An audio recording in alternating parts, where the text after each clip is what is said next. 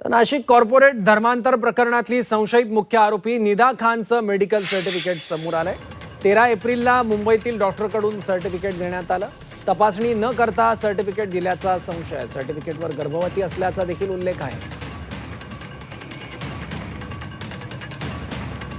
ती प्रेग्नेंट होती, early pregnancy होती तिची। माझ्याकडे दोनदा आली होती ती। पहिल्यांदा 11 तारीखला आली होती।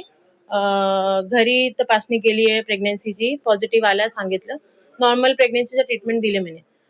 त्याच्यानंतर मंडेला आली ती 13 एप्रिलला, सांगून की तिला प्रॉब्लेम होत आहे ट्रॅव्हलिंगमध्ये, पोट दुखते, वीकनेस आहे, गिडीनेस आहे, हे सगळं सांगून तिने सांगितलं, मला रिक्वेस्ट केलं की मला एक थोडासा लीव्ह पाहिजे। तर मी तिला 1 वीकचा लीव्ह प्रिस्क्राईब केले। तिने रिक्वेस्ट केला की ही लीव्ह वाढू शकते का, 2 आठवड्याची, नाहीतर जास्त मिळू शकते का। मी सांगितले की 1 आठवड्यानंतर मला परत येऊन दाखवा, मी असेच करणार, परत वाटलं तर परत हे एक्सटेंड करणार लीव्ह, नाहीतर नाही करणार। तेवढंच झालं। 13 एप्रिलला आली होती शेवटी ती माझ्याकडे।